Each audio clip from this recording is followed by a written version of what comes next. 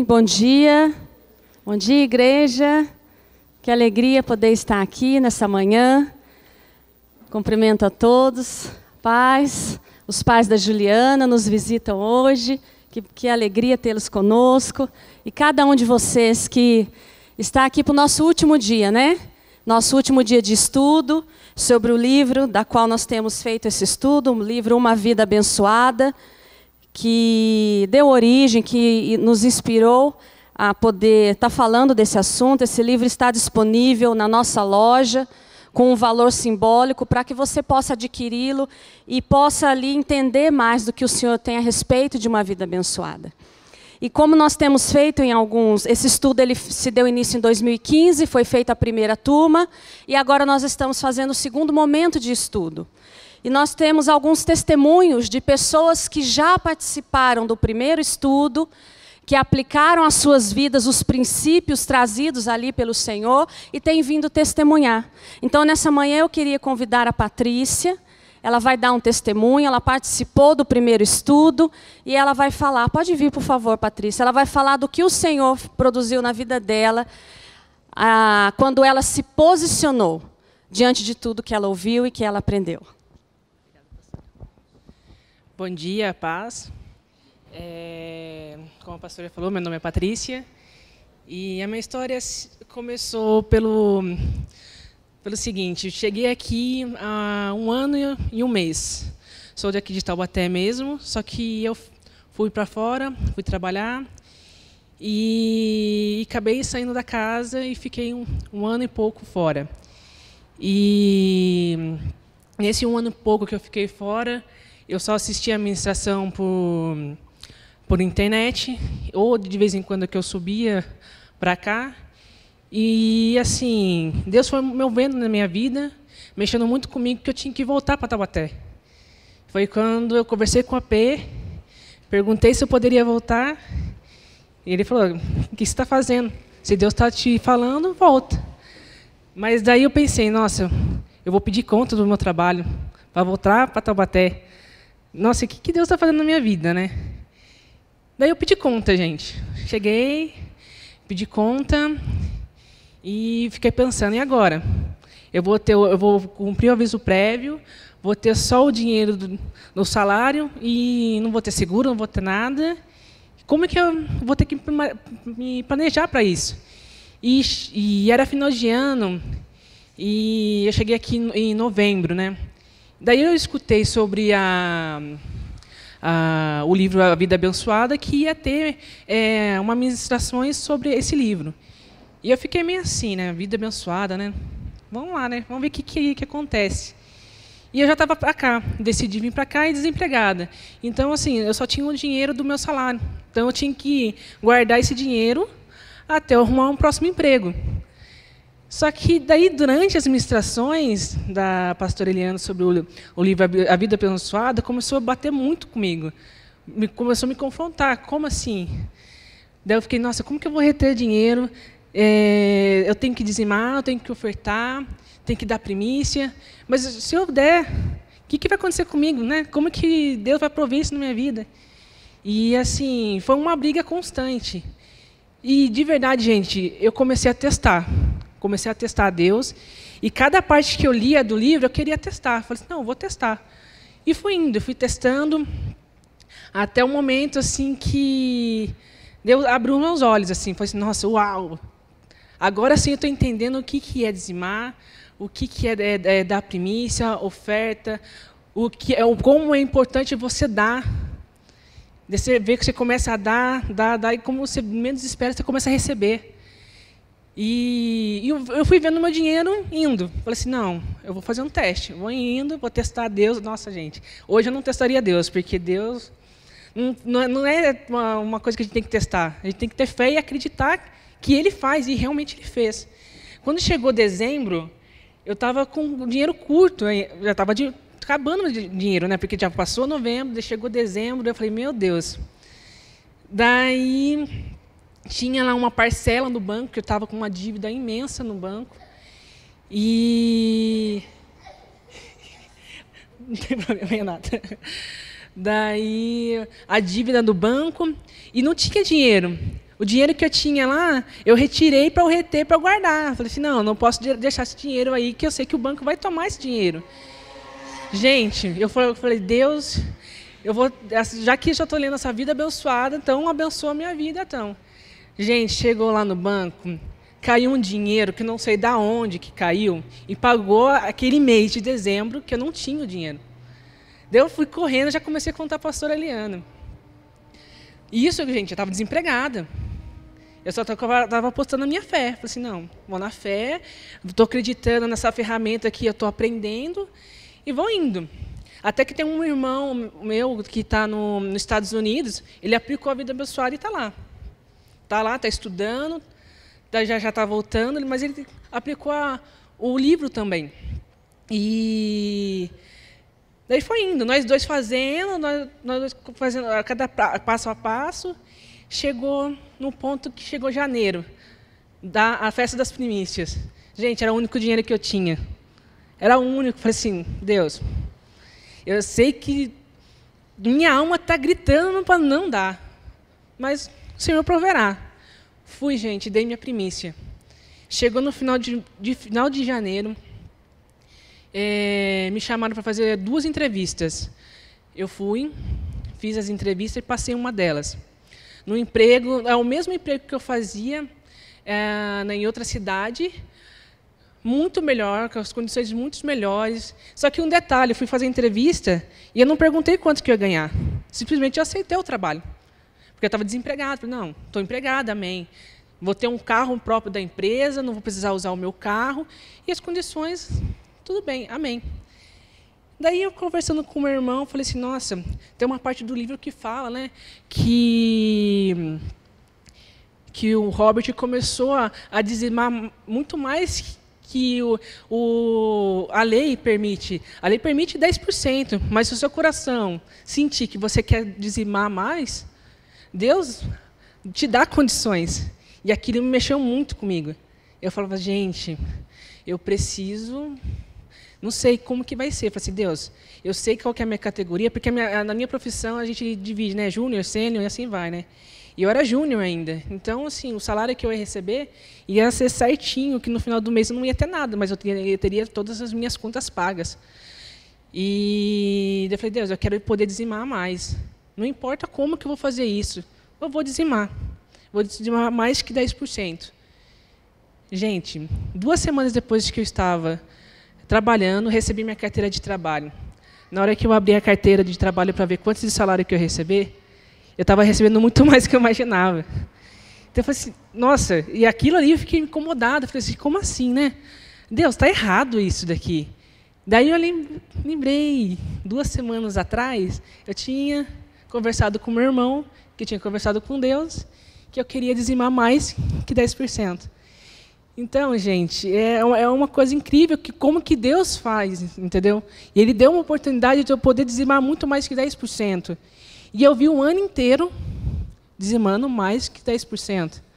Chegou agora em novembro, eu dei primícia, Ele deu condições de dar primícia, de dar o dízimo. Chegou no final do mês de novembro, que foi a primeira parcela do 13º, eu não sabia quanto que ia estar minha dívida no banco. Primeira coisa que eu pensei, gente, não, minha dívida, meu 13º, eu vou dizimar, eu vou dar a primícia desse dinheiro, né? Daí eu falei assim, e depois eu vejo quanto que vai ser o valor, né, dessa dívida. Cheguei, dei a minha primícia, o dinheiro que sobrou, eu fui ver o que eu podia fazer no banco. Daí chegou isso, gente, que chegou, eu não conseguia ir no banco, tudo me impedindo de chegar até lá. Quando eu cheguei no gerente, disse que foi no horário do meu almoço. O banco, você sabe como que é uma fila, é uma espera. E eu olhava o relógio e falei assim, gente, não vai dar tempo de eu fazer. Na hora que chegou a minha vez, eu cheguei, gerente, quanto que está a minha dívida, quero saber. Você vai pagar à vista? Não sei quanto que é a minha dívida aí. Eu sei que eu estou pagando. Daí ele falou o valor, daí eu olhei assim, quase chorei, gente, na frente do gerente. Daí eu falei, não, moço, eu quero pagar à vista. Se você tem condições de pagar à vista? Eu tenho condições, sim. Mas o que eu tenho que fazer? Ele falou assim, você tem o dinheiro na conta? Eu falei assim, não, vou ter que pegar no outro banco. Aí foi uma maratona, gente. Faltava 10 minutos para acabar o meu horário de almoço. Fui correndo num banco, daí deu problema no caixa eletrônico, falei assim, gente, só falta eu não conseguir tirar esse dinheiro, vou ter que enfrentar a fila, e aí a hora rolando. Sei que eu consegui pegar o dinheiro e corri para outro banco. Daí o gerente fez todo o papel. Gente, eu quase estava chorando na frente do gerente. Ele deve falar assim, nossa, essa menina está... Coitada, tá maluca ali. E eu estava tão agitado, que eu estava com o dinheiro na mão, que eu começava a assinar, estava até tremendo até na hora da assinatura do papel lá, que eu estava quitando minhas dívidas. Foi uma emoção tão grande que eu saí do banco, gente. Eu acho que as pessoas olhavam assim na rua, nossa, coitada da menina, né? Aconteceu alguma coisa com ela, eu saí chorando até o escritório. Com a cara vermelha, assim. O pessoal, o que aconteceu? Eu falei assim, aqui tem minha dívida, gente. Não acredito. Amém, Jesus. Gente, eu chorava dentro do carro, assim, agradecendo a Deus de uma tal maneira que, assim, eu cheguei e disse, Deus, eu preciso testemunhar isso, eu preciso contar para a pastora Eliana o que aconteceu na minha vida, o que o livro fez na minha vida durante um ano. E, gente, não foi só na questão financeira, foi tudo. Desde família, amigos, até pessoas que eu trabalho com muitas mulheres, e, assim, eu aplico também a vida abençoada na vida delas, de uma maneira assim que dê para elas entenderem.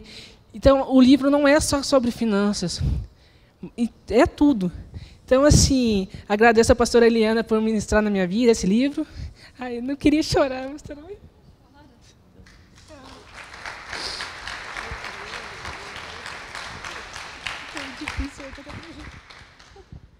Amém?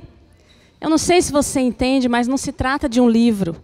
Não se trata de um dízimo, de uma premissa. Se trata de um coração ajustado na dependência do Senhor. Não é um livro. Ela cita o livro. Mas esse livro nada mais fala de princípios do nosso Deus, do que o Espírito Santo deseja fazer nas nossas vidas. Eu não sei se você entende, mas nós estamos falando de uma pessoa que em um ano se posiciona diante de princípios do Senhor e passa de uma situação de devedora a desempregada, a empregada e sem dívidas, em um ano. Isso está acessível à minha e à sua vida. Mas o que fala essa canção que foi ministrada e fala, só Ele pode devolver a vida aos corações. Isso aconteceu na vida da Patrícia e de tantas pessoas que aqui poderiam testemunhar na minha própria vida, porque o meu coração e o coração de cada um que se propôs a viver isso foi ajustado na dependência, na obediência, na convicção de que o Senhor faz todas as coisas. Porque ela deu detalhes ali, é muito fácil.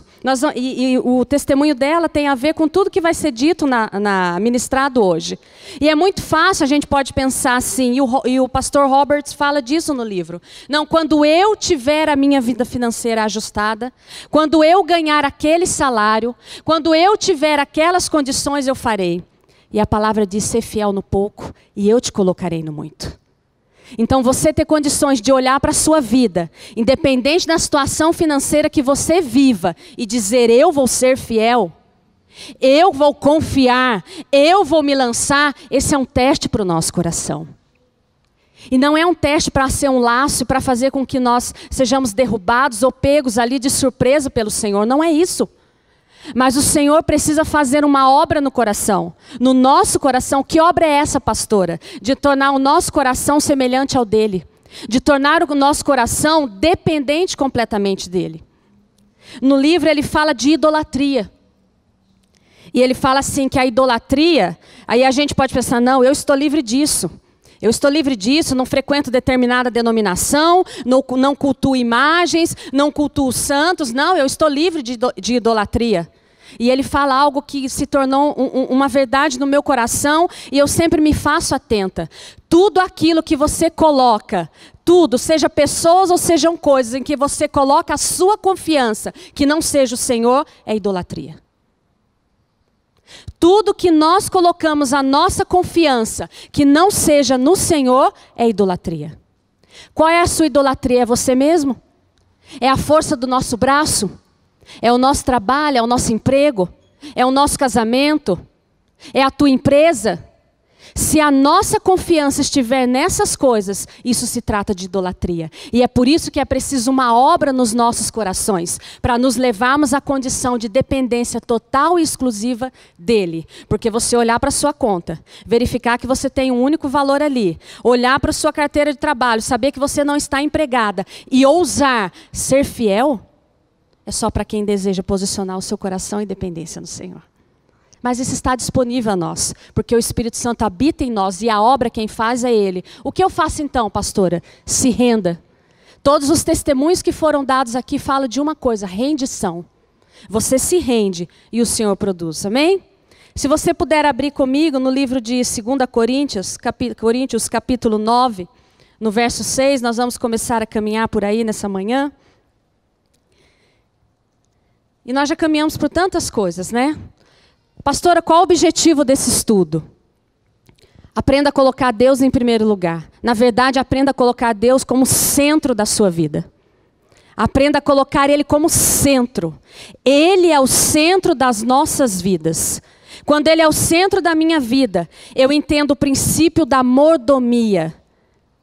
Meus irmãos, tudo que nós temos, independente se você conhece a Cristo ou não, independente se você já recebeu o senhorio de Cristo na sua vida, deixa eu te dizer, tudo que o ser humano possui é favor e permissão do Senhor. Tudo. Aqueles homens colocados nos cargos de poder nessa nação, permissão do Senhor. Com um propósito, com um objetivo. Nós somos mordomos. Se o que você tem hoje é como na minha vida eu passei de profissional e trabalhava fora e no momento cuido das minhas filhas, da minha casa. Eu apenas mudou o foco da minha mordomia. Antes eu administrava o emprego, agora eu continuo sendo mordoma do Senhor, administrando a vida da minha família, das filhas que Ele me deu, do meu esposo. Tudo que você faz, estudante, você é mordomo. Essa profissão que você está estudando, essa escola, o ensino médio, a faculdade, o curso de inglês, você é mordomo do Senhor. O Senhor te deu a capacidade e a inteligência. Você estuda, você aprende para que algo seja cumprido através da sua vida. Tudo que nós temos é mordomia. E se tudo é dele, qual é a dificuldade de entregar? Quando Ele nos pede. Porque quando Ele é o centro das nossas vidas, nós estamos atentos à voz dEle. E quando Ele fala, nós não temos nenhuma dificuldade em entregar, seja o que for. Nós só temos quando ainda o nosso coração não foi transplantado e nós ainda queremos reter. E sabe o que eu acho lindo da mordomia? Porque mordomo é aquele que administra os bens de uma pessoa, né? É aquele que administra a casa, os bens. E o mordomo, ele não pode desfrutar dos bens. Se eu contrato um mordomo, ele não pode nadar na minha piscina. Ele não pode ficar comendo ali das minhas coisas. Ele é um profissional contratado, certo? Ele recebe um salário, mas ele não pode desfrutar do meu patrimônio. A mordomia do nosso Pai é além. Você é mordomo e você desfruta, você vive em plenitude. Ele derrama sobre a sua vida para você ter plenitude e desfrutar. E Ele requer uma pequena parte. Traga os mantimentos à casa do tesouro, para que haja alimento na minha casa. E o Robert fala disso, o pastor fala disso. O poder que a igreja de Cristo teria, se o povo de Deus tivesse uma ousadia, ser fiel, apenas. O poder que a igreja teria. E aí eu acho interessante, e já vou pular, o Espírito Santo fala, a gente obedece a voz dele, né? E vamos bagunçando tudo aqui. O próximo slide, depois a gente volta, por favor. E há 3 testes que nós passamos nas nossas vidas. Há 3 maneiras nesse processo do Senhor ajustar o nosso coração que Ele conduz as nossas vidas. O primeiro é o teste da necessidade. É confiar que o Senhor vai prover dentro da nossa necessidade. Confiar no nível da suficiência. Ela falou ali no testemunho dela. Como que eu vou fazer? Será que eu vou ter? Eu só tenho isso. Nós não estamos falando de uma pessoa que tinha milhões numa conta bancária ou um certo valor. Não, eu posso. Ela estava falando, e tantos testemunhos, de você só ter aquilo. Aquilo será a sua suficiência. E se eu der? Eu tenho apenas para pagar aquela conta amanhã. Eu tenho apenas para a provisão dessa semana. Senhor, se eu der, vai me faltar. Esse é o teste da suficiência. E aí, 2 Coríntios, você pode ler comigo, e diz assim: e digo isto, que o que semeia pouco, pouco também ceifará. E o que semeia em abundância ceifará. Cada um contribua segundo propôs no seu coração, não com tristeza ou por necessidade, porque Deus ama ao que dá com alegria. Deus é poderoso para fazer abundar em vós toda a graça, a fim de que, tendo sempre em tudo toda a suficiência, abundeis em toda boa obra, conforme está escrito: espalhou, deu aos pobres, sua justiça permanece para sempre.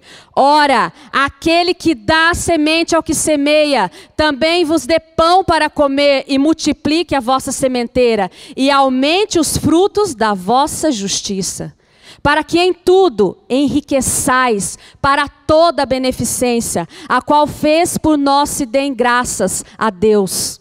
Porque a administração desse serviço não só supre as necessidades dos santos, mas também é abundante em muitas graças que se dão a Deus. A palavra é clara.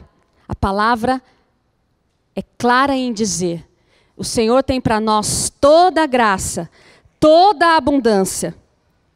Sim, mas quando nós semeamos com abundância e com alegria.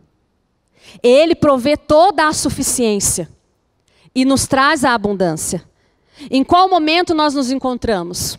Você tem que fazer essa pergunta a você: Senhor, eu estou sendo testado no nível da suficiência? De repente eu estou vivendo num momento difícil da minha vida, no momento em que eu mal tenho ali para suprir as minhas necessidades diárias. E só há uma maneira de você sair desse ciclo. É quando você colocar o seu coração dependente do Senhor. E nessa necessidade, nesse contexto da sua vida, você ser fiel. E aí você passa no teste da suficiência. Como ela foi dizendo. E ali eu fiz a primícia. E o Senhor foi e trouxe o salário além do que eu experimentava. Em quantos momentos, nesse período que eu passei com meu esposo, nessa situação de desemprego, fomos extremamente fiéis ao Senhor, independente da situação, do que podia ser feito. E nós vimos a mão do Senhor em cada detalhe, em cada situação, provendo em cada circunstância, trazendo favor, e coisas pequenas. E são as coisas pequenas que me tocam. Eu não sei você, mas aquelas coisas, já falamos disso aqui, aqueles detalhes e que você sabe que é só entre você e Deus. Aquele detalhe que você faz aquela oração, como eu fiz aquele dia que eu queria ali arrumar meu cabelo, alguma coisa, Senhor, como eu queria, Senhor, como eu queria. Senhor, me perdoa, tanta coisa na terra, né? E eu pedindo isso, porque a gente ainda tem esse espírito, né? Infelizmente a gente tem que lutar contra ele, Mamon e seus amigos, no espírito de miséria. Deus é pai. Quantos são pais aqui? Qual a alegria de um pai se não satisfazer o desejo de um filho, não é? Você pode pedir tudo a Deus. Você pode derramar o seu coração porque Ele é pai. E como foi gostoso Ele me surpreender. E do nada vinha ali uma pessoa: pastor, é o seguinte, eu quero abençoar a sua vida, você vai lá no salão se arrumar.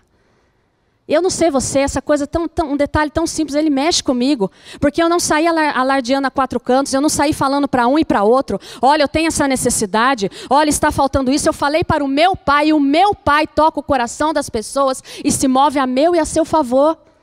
Você precisa experimentar isso. Você precisa ter o seu coração ajustado, porque o desejo dele, ele é galardoador, ele é abençoador, ele tem prazer em nos abençoar. Mas ele precisa ajustar o nosso coração, para você entender o poder, o que significa a vida financeira e as finanças na sua mão. E quando você passa no teste da necessidade, aí vem o teste da ganância. Usar a abundância com sabedoria e em obediência aos apelos de Deus. Eu lia uma reportagem na Veja, não sei quantos viram, e falava a espetacularização, o espetáculo que tem se tornado as festas infantis da classe AAA. Festas de crianças de 2, 3 anos, 1 ano, que custam 80, 100, 120 mil reais. Até elefante vai na festa da criança. Festas que custam verdadeiras fortunas, porque trata-se de uma classe AA. E eu estava lendo. Alguém leu essa reportagem? Alguém viu? Ela está na Veja, no site da Veja. E eu sempre gosto de passear pelos comentários. E ali centenas de comentários, e muitas pessoas diziam assim: se eles são prósperos, que façam. Cada um sabe do seu dinheiro. Cada um sabe o que pode fazer. Que bom que eles têm uma mentalidade de excelência. Nós estamos perdendo a medida. Nós não temos o entendimento do que as finanças e do que a abundância significa nas nossas vidas. E talvez muitos de nós possamos olhar e ler essa reportagem, ou ouvir e ficar indignado. Ele fala disso, né? O Robert fala disso no livro dele, que muitas pessoas dizem assim: nossa, como que eles podem gastar o dinheiro nisso? Como que eles podem comprar tantas coisas? Nossa, com certeza se eu tivesse esse dinheiro eu faria diferente. Porque trata-se de um caso extremo. Mas será que nessa realidade que eu e você nos encontramos hoje, o que domina o nosso coração? O egoísmo ou a generosidade? Não sei quantos aqui pertencem à classe AAA, não sei a classe A, a classe B, a classe C, mas eu sei que todos aqui pertencem à classe de filhos de Deus. Todos. Agora a questão é, o quanto o egoísmo, o quanto a generosidade, eles estão lutando dentro de nós, na nossa alma. O quanto o egoísmo ou a generosidade do Senhor tem a supremacia no seu e no meu coração. Porque, irmãos, é bem verdade que você pode pertencer à classe C, D, E, F, A e ser uma pessoa egoísta. Não olhar ao redor, não olhar para o próximo. E aí nós olhamos esse exemplo e eu lembro que um comentário me chamou a atenção, que a pessoa ainda disse assim: mas vejam, ninguém está vendo que se empregam muitos profissionais quando se faz uma festa de 80 mil reais para uma criança? E nós vamos justificando os meios sem olhar o fim. E esse raciocínio, se nós trouxermos, então veja, a indústria do aborto emprega muita gente. Sim ou não? Sim. A indústria do tráfico de drogas, dos entorpecentes, também emprega muita gente. Pastora, a senhora quer comparar produzir um aborto e produzir uma festa infantil? São incomparáveis quanto à essência, mas são comparáveis no sentido de você justificar o meio sem olhar o fim. Se eu posso empregar 80, 100 mil reais em qualquer coisa supérflua, eu posso aplicar em vidas, eu posso derramar da abundância que o Senhor tem me dado em vidas e gerar mais escolas que vão empregar mais professores e profissionais e ativar os hospitais que vão contratar mais médicos e profissionais. Nós precisamos tomar cuidado, porque nós vamos justificando o nosso egoísmo. O Senhor, nós já vimos nas aulas anteriores, Deus procura corações abençoadores. Repartir é um dom que o Senhor dá. E o Senhor está à procura de pessoas que Ele possa derramar bênçãos, derramar abundância. Para quê? Para que eu retenha, para que eu possa fazer as minhas necessidades. Não, para que você se torne um abençoador. E ele fala algo pesado, ele fala algo difícil. Ele diz que, infelizmente, muitos cristãos não experimentarão a abundância, porque não têm o seu coração ajustado na dependência e na bênção e na generosidade do Senhor. Então o Senhor não vai poder derramar na nossa vida, enquanto nós não tivermos o nosso coração alinhado para ser um abençoador. E às vezes você e eu podemos nos questionar: Senhor, e toda essa situação? Faça um raio-x do seu coração nessa manhã. Examine o seu coração. Eu creio que é um tempo de cura, de nos tornarmos generosos independente da circunstância, independente do valor, independente do que você tenha. Porque não depende de quanto nós temos, depende de onde está o nosso coração. E ele fala desse processo, dessa obra que o Senhor fez no coração dele. Ele cita um exemplo muito interessante. Ele diz que em se falando da abundância, por que a abundância chega na sua vida? Por que você está empregado numa época de desemprego? Por que a sua empresa continua mantendo ali os níveis de lucro, de renda? Você já se questionou? Nós temos que sair de um pensamento individual E entender que Deus nos vê como um corpo, porque nós somos um corpo. Senhor, por que em meio a tanta crise eu permaneço aqui? Porque talvez você seja aquele que vai prover no momento. Talvez você seja aquele que vai sustentar, aquele que vai abençoar, aquele que não tem. Nós precisamos sair dessa visão egoísta. Eu trabalhei, eu ganhei, eu faço o que eu quero. É disso que o Senhor deseja nos tirar nessa manhã. E olhar às vezes ao lado daquele que passa necessidade. A provisão da casa, da igreja. Por que Deus te manteve como Ele te mantém? E ele fala de um exemplo da vida dele, o pastor Robert. Ele diz que um casal procurou ele com um carro para dar a outra família. E aí pediu, pastor, mas nós não queremos revelar o nosso nome, não queremos entregá-lo, então nós queremos passar para o Senhor para que o Senhor leve. E ele assim fez, ele foi levar o carro a outra família. E enquanto ele estava levando o carro, eis que o motor do carro funde. Fundiu o motor do carro na mão dele, que ia entregar para outra família. E ali ele começou naquele pensamento que eu creio que nenhum de nós teria. Mas por que na minha mão? Mas por que foi fundir aqui? Mas que coisa, eu estava só levando, agora eu vou ter esse gasto. Agora eu vou ter que fazer o motor do carro para poder levar para outra família.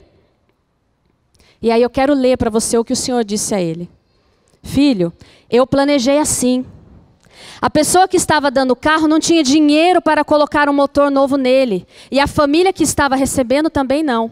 Mas eu abençoei você financeiramente. Você tem o dinheiro e reconheceu que todo ele é meu. Eu orquestrei cada detalhe. Então o Senhor disse algo a mais. Filho, você deve ser grato por eu tê-lo abençoado financeiramente. Por eu tê-lo abençoado com o privilégio de colocar um motor novo no veículo daquela família. Agora, se você está cansado de ser uma bênção para os outros, certamente posso direcionar esses recursos para outra pessoa. Forte. O que o Senhor tem derramado na sua e na minha vida, para que você seja uma bênção na vida do outro, e você tem retido. Porque o meu amanhã, porque eu tenho temor. Às vezes o Senhor precisa nos arrancar de uma história de necessidade, uma história de fome, uma história de miséria, que vem nos oprimir, que vem nos fazer não confiar no Senhor. Mas eu sempre digo a cada pessoa que aceita o Senhor todo culto à noite. Eu tenho uma data de nascimento, 19/2/77. Meu nascimento biológico. E depois de 24 anos, eu conduzi a minha vida com uma história, com marcas, como cada um de vocês. Mas eu tenho um novo nascimento. Ele ocorreu há 10 anos. Eu tenho uma nova data de nascimento. Foi a data que ele veio habitar em mim. E nesse nascimento eu não tenho marcas. Nesse nascimento eu sou curada. Nesse nascimento meu coração é restaurado. Nesse nascimento a fome, a dor que qualquer um de nós tenha passado não pode mais nos oprimir. Nós somos livres nele. Nós somos novos nele. E é essa obra que o Senhor deseja fazer. Muitas pessoas não conseguem dar.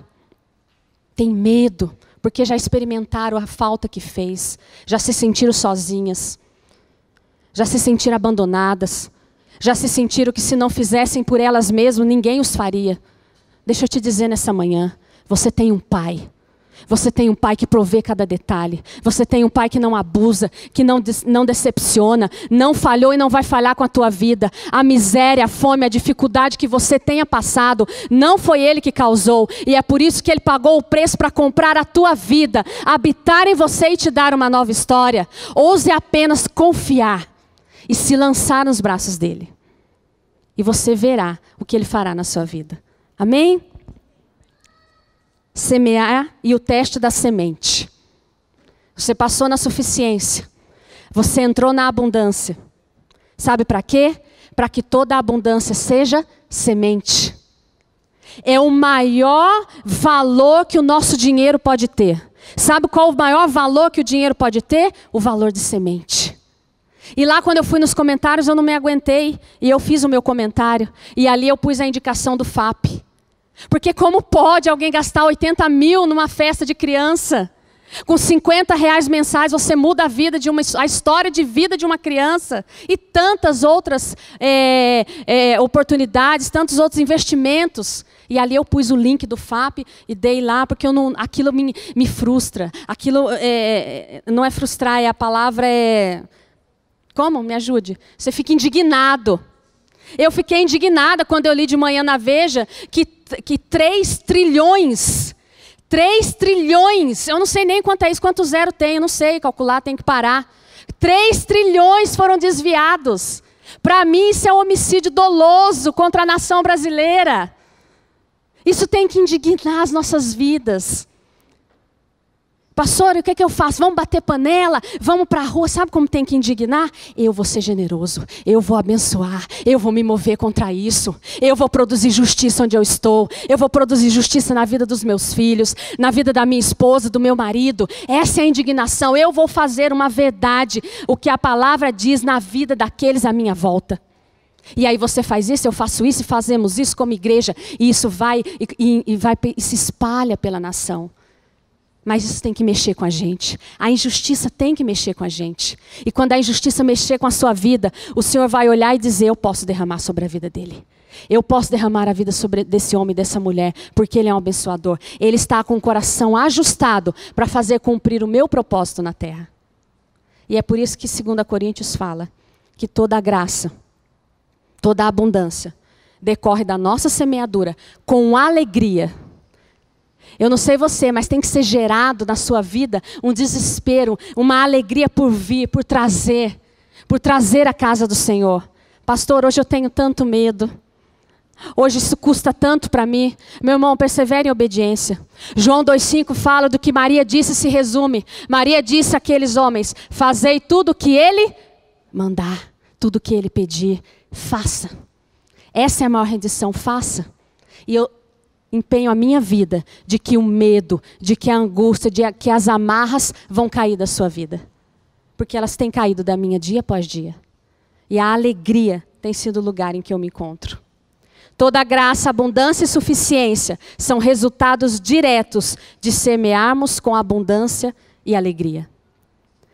E eu gostaria de resumir numa frase que fala assim: Deus é constante, as finanças, não. Meu irmão, Mamon, vocês lembram que a gente falou sobre Mamon e os amigos dele? Mamon é assim. Mamon te dá condições de jantar no Luís XV, na França. E no outro dia você está em Bangu. Esse é Mamon. Esse é Mamon. Mamon põe um anel de 800 mil reais na sua mão. E depois ele te coloca em Bangu. Esse é Mamon. Deus é constante. As finanças não. Quantos aqui têm um histórico de vida e podem olhar? Pastor, agora minha vida financeira fez assim. Deixe que ela faça assim, porque Deus ele é sempre constante. Ele não oscila. Agora, se o nosso coração oscila com a vida financeira, é preciso completar a obra. Não confie em dinheiro, não confie em carro, não confie em cavalos, como diz a palavra. Confie no Senhor. Eu creio que esses homens e mulheres jamais imaginaram que seriam tocados nas suas vidas. E eu acho tremendo o que o Senhor está fazendo. Produzindo a justiça. E mostrando que não existem intocáveis. Que ainda que Ele os tenha permitido estar ali. Eles confiaram em Mamon. Eles confiaram no poder da riqueza, da corrupção. Como se fossem inatingíveis. Como se fossem inacessíveis. E o Senhor está produzindo justiça.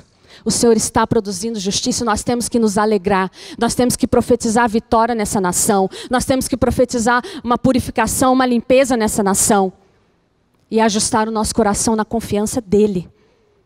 Porque Mamon faz isso, Mamon te dá, mas ele cobra uma fatura e te expõe. Mas Deus é constante, no pouco, no muito, não interessa, Ele é constante em todo o momento. Amém? E aí, a gente vai falar de 2 corações. Se você quiser abrir comigo em João 12, capítulo 1 a 8. João 12. Nós vamos falar do coração de Maria e do coração de Judas. Enquanto nós vamos falando disso, vá conversando com o Espírito Santo e pergunte aonde se encontra ou qual coração o seu e o meu se assemelha mais. E João diz assim: Foi, pois, Jesus, 6 dias antes da Páscoa, a Betânia, onde estava Lázaro, o que falecera, e a quem ressuscitara dentre os mortos. Fizeram-lhe, pois, ali uma ceia, e Maria servia, e Lázaro era um dos que estava à mesa com ele. Então Maria, tomando um arratel de unguento de nardo puro, de muito preço, de muito valor, ungiu os pés de Jesus. E enxugou-lhe os pés com seus cabelos, e encheu-se a casa do cheiro do unguento. Então um dos seus discípulos, Judas Iscariotes, filho de Simão, o que havia de traí-lo, disse: por que não se vendeu esse unguento por 300 dinheiros e não se deu aos pobres? Ora, ele disse isto não pelo cuidado que tivesse dos pobres, mas porque ele era ladrão e tinha a bolsa e tirava o que ali se lançava. Disse, pois, Jesus: deixai-a, para o dia da minha sepultura guardou isto.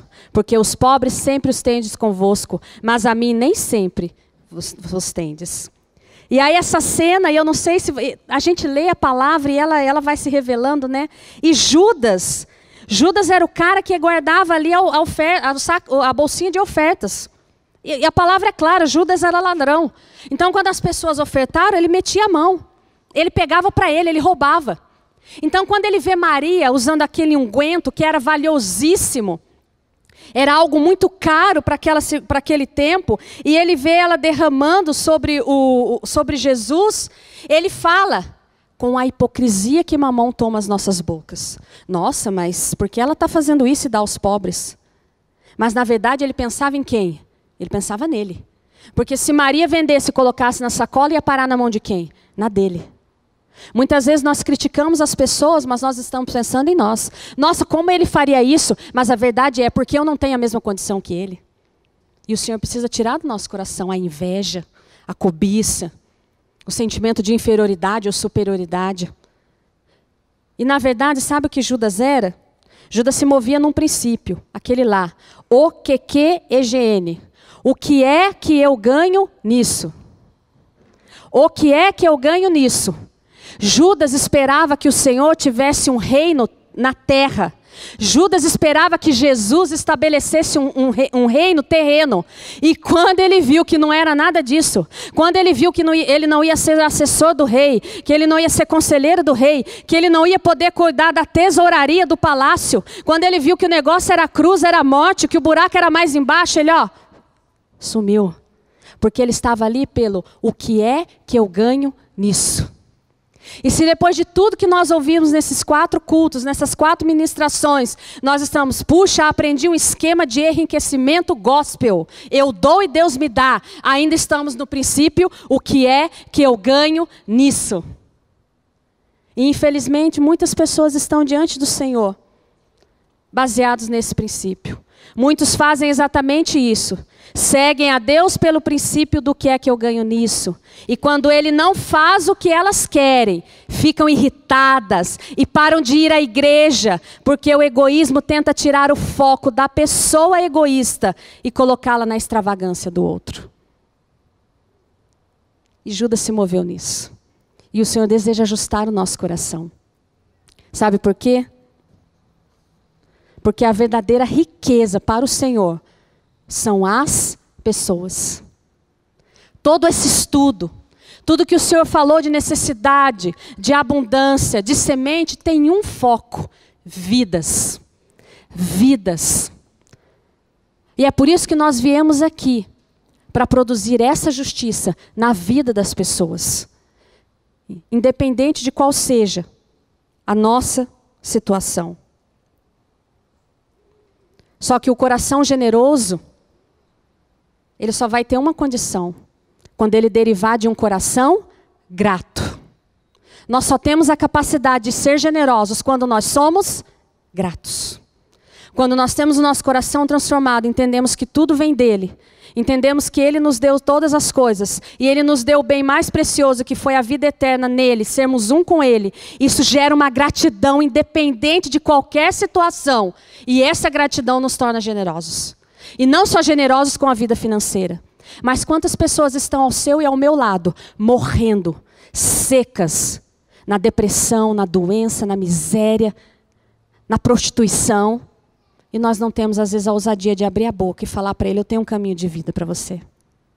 Só quando você entende de onde Deus te tirou, de onde Deus nos tirou, é que você consegue ser generoso. E eu quero encerrar com um exemplo que ele traz no livro. Eu quero ler para vocês. do que se trata esse processo, do caminho que o Senhor tem. Está na página 98, depois se vocês quiserem ler. Quando Deus faz uma obra em nosso coração, damos simplesmente por dar e não para receber. A bênção resultante que recebemos ao dar é a consequência e não o objetivo. Quando você der, sem esperar receber, aí você será abençoado. Repita isso comigo. Quando eu der, sem esperar receber, por generosidade e gratidão, aí eu serei abençoado. Por isso que é com que a medida com que medirdes será medido. Qual é a medida que você mede? A sua doação e a sua oferta. Pastor, a medida é generosidade e gratidão. Com essa medida você será abençoado. E aí ele fala de um exemplo. Eu vi um belo exemplo disto, preste bastante atenção. Se você quiser até fechar os seus olhos e deixar que o Espírito Santo ministre, fique à vontade. Eu vi um belo exemplo disto em uma viagem à Costa Rica, para pregar em um seminário. Descobri que toda sexta-feira naquele seminário, eles têm o que chamam de dia de abençoar outros. Um dia em que os alunos eram encorajados a dar aos outros. E eu ouvi falar de um aluno do seminário, que não tinha dinheiro e trabalhava no campo de um fazendeiro que plantava amendoins para pagar pelo seu ensino. Ele procurou o fazendeiro e disse: eu gostaria de saber se o senhor poderia tirar do meu pagamento o valor de um amendoim para que eu possa dá-lo a alguém no dia de abençoar aos outros. Aqui eu já acho tremendo. Ele trabalhava num campo de amendoim. Qual a dificuldade dele tomar um amendoim e colocar no seu bolso? Nenhuma. Tenha em mente como seria fácil para aquele jovem simplesmente embolsar um amendoim ou dois enquanto trabalhava nos campos. Mas Deus abençoa as pessoas íntegras. O fazendeiro concordou. Então toda sexta-feira aquele aluno levava um amendoim para a escola e o dava a um aluno da sua turma. Não é de se espantar que Deus tenha começado a abençoar aquele jovem, que tinha um coração liberal e sem egoísmo. E não demorou muito para que ele não estivesse mais dando amendoins no dia de abençoar outros. Ele estava dando dinheiro. No final do semestre, além de pagar a dele, também estava comprando lápis e outros materiais escolares para os alunos mais pobres.